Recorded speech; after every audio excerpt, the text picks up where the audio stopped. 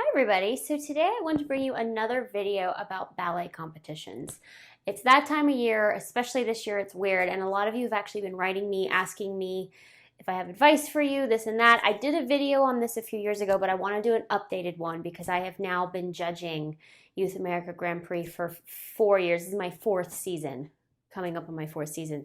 So I kind of have a clue now, and so I want to give you all of my tips, how to approach it, what to do after. Because I know they're such a big deal nowadays, and it's a great opportunity for you all to perform. So we're going to talk about that today, how you can get the most out of your competitions.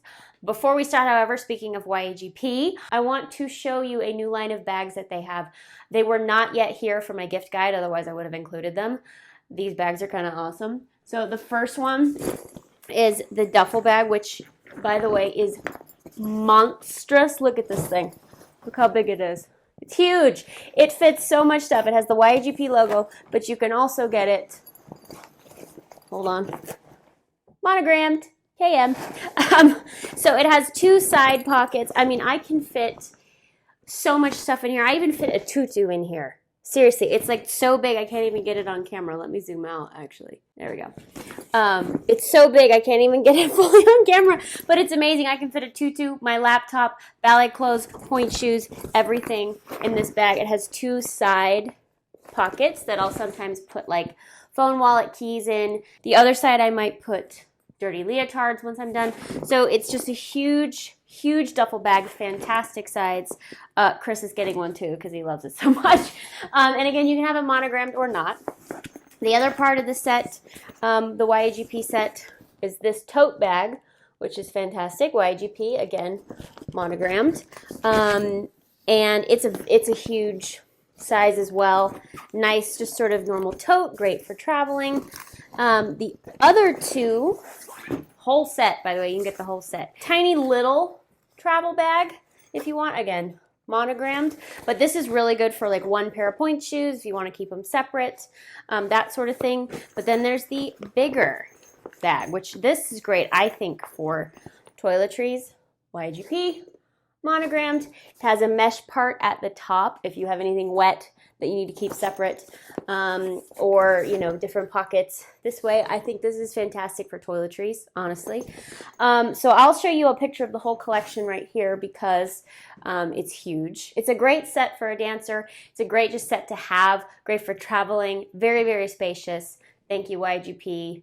You know, I love being a part of the YAGP family. Thank you all for sending me the bags. They're awesome. I will link them below. I would absolutely have included those in my gift guide, but they weren't here yet because they were very generously monogramming them for me. So anyway, link those below, and this is the perfect video because now this brings me to YAGP and other ballet competitions. So the thing I want you guys to start remembering about ballet competitions, you know, you get into them and people are every year and how many solos and this and that, and it can get really overwhelming.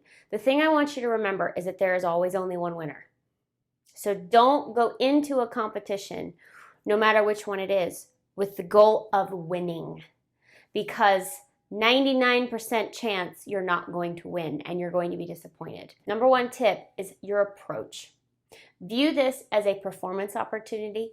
View this as a chance to be seen by some of the bigwigs in the industry. You know, I'll be there, but I'm not a bigwig in terms of schools or companies. But oftentimes I'll be sitting there and there'll be like the head of a big ballet school to my left and a company director to my right. And I'm thinking, what an opportunity for these students. So start viewing it as that. Don't worry about who wins and who places and did I get top 12 and blah, blah, blah. You know, obviously aim to do your best. That's not what I'm saying. But if you go in with, I want to win the gold medal, it's gonna be a lot more miserable of an experience as if you go in as an performance opportunity and a chance to be seen. In terms of Youth America Grand Prix, I know some of you are gonna ask this. I will be in the Phoenix location this upcoming weekend. Chris and I will both be in Dallas in 2 weeks, and then I will also be judging the Salt Lake location. So Phoenix, Dallas, and Salt Lake for me this year. But go into it as a chance to do a solo on stage, as a chance to do a pas de deux on stage, and be seen by all these amazing people. That's how I would go into it, because then it's a win-win situation. It's not going to be I didn't win. Look at the opportunity I had. Second thing, if there are master classes, take full advantage of them, because once again, this is your chance to take class from some of these people. You know, I see all the time these big heads of the schools and these company people, heads of the, company artistic directors teaching the master classes. And Chris himself, I mean, if he was here to speak to this, he often will give scholarships to Ballet West Academy based on class, because it's an hour and a half with the students instead of your 2-minute solo. So especially with him, a lot of people that I've talked to offer scholarships based on the master classes, not on the competition, truly. It's really, really important to take full advantage of the master class, because it also shows us as the teachers, us as the judges, that you're there for more than just a medal. You're there to learn. If you want to be a dancer, you're going to want to constantly improve your craft, your technique. You're constantly working. It's never going to be perfect, ever. So it shows us, even at that young age, that this student cares. So showing up to the master classes is where a lot of times tiebreakers happen and scholarships are given, because it's a longer section. So make sure you take full advantage of those master classes, because speaking from experience, watching and living with Chris, watching him do this, again, I don't have any scholarships to offer because I'm not a school, but he does. He is now the trainee division coordinator at Ballet West. In class, he makes notes of who he likes. And then before the competition, if he's already seen you in class, he'll go and circle the kids he liked in class. So he makes sure when the competition is happening, oh, I liked them in class, star, and then he'll watch you on stage. So it can only help you. So classes are really important. Okay, third thing, I know we often get caught up in what solo we're supposed to do and how many classicals and how many contemporaries and da-da-da-da.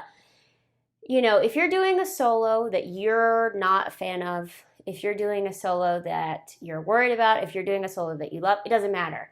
Do your best anyway. Obviously, if you're doing a certain solo, your teacher thought you were okay doing it. So get out there and own it, no matter what it is. If you come out and you're unsure of yourself, we see it instantly. The minute you walk out on stage, we start judging. I will legit, y'all, mark footwork if you schlump out of the wing. And I'm like, nope, X. I'm pretty ruthless when it comes to that.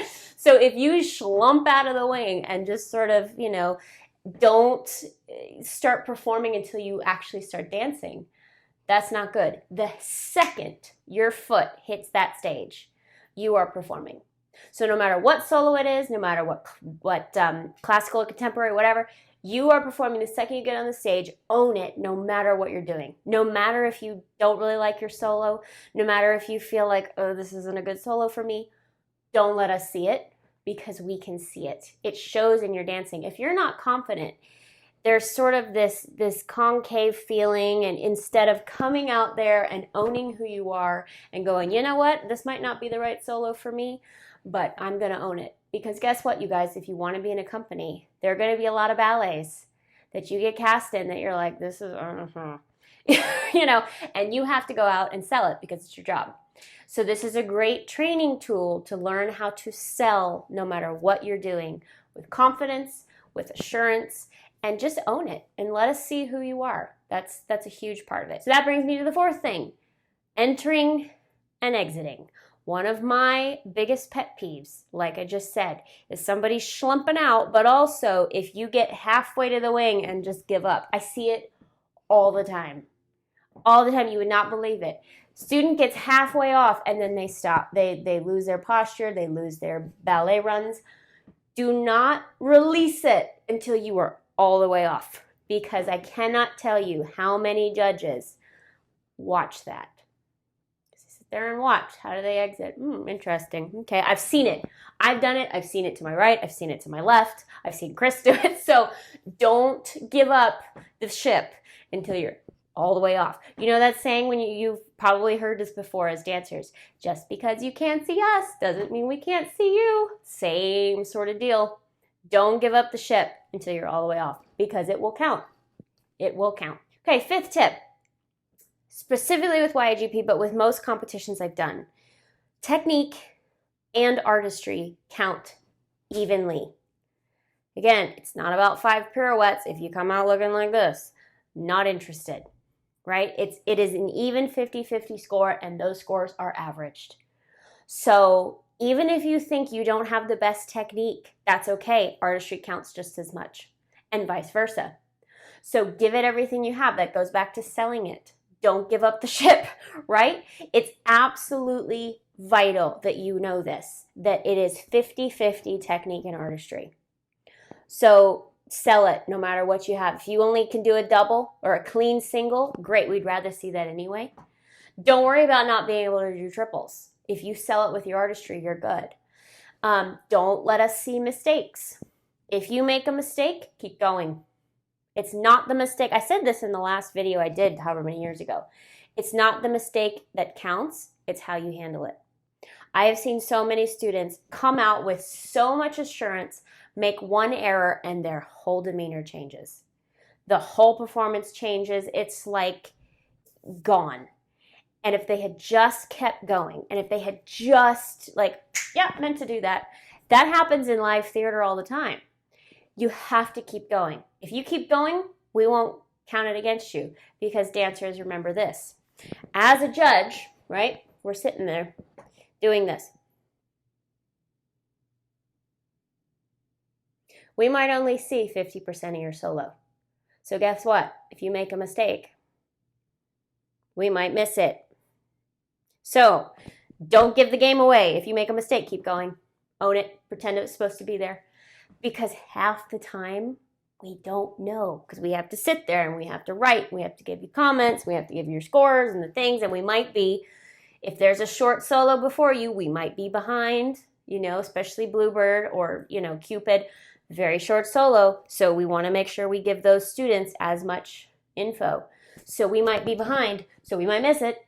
So don't let mistakes throw you. They don't count against you. How you handle it does. Okay, one more thing that I have said in many videos, but I know I have a lot of new subscribers, so I want to reiterate. Welcome, by the way. You have to remember, the judges are on your side. Even though we are looking for, quote, mistakes, we're not looking for mistakes. We're looking at you as a whole.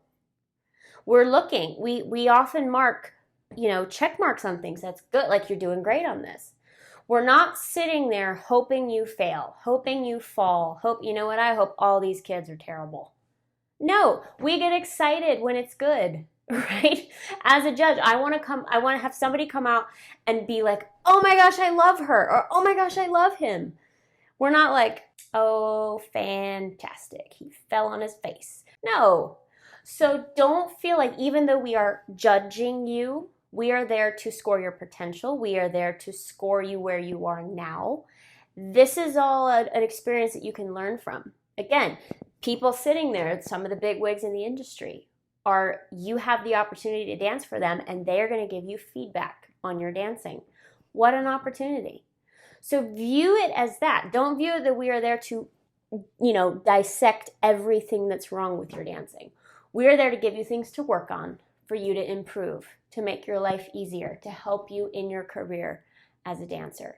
So don't panic and think we are going to just sit there and overanalyze you and are just looking for every error. We're there to look at you as a whole, and we're on your side. Remember that. So the last thing really, you guys, is just to make sure that you are getting the most out of the experience. That goes back to the very first thing I said. Don't go there to win. That's not what it's for. If you want to be a dancer, we are in an industry that's not about medals or awards. There are very few awards in the dance world. There's a couple here and there that some of us have heard of, some of us, that's not why we do what we do. We don't get into ballet to win awards or to win prizes. It's about being on stage. It's about the expression. It's about performing whatever role it is you're doing, or whatever character it is you're doing. So view ballet competitions as the same thing. This is just a stepping stone in your career. This is a chance for you to be seen. This is a chance for you to have that performance opportunity. So really appreciate the experience as a whole. Be inspired by the other dancers. Be inspired by the judges and teachers who are teaching you the master classes. If you view it as a whole and you view it as a stepping stone and an experience, you are going to get so much more out of it than just trying to go to win. So I feel like I just repeated myself, but it's that important. View it as an experience in your own dancing career, because there are no awards. That's not why we do this. You know, the award is the role. The award is the stage time. So that's how you have to view a ballet competition.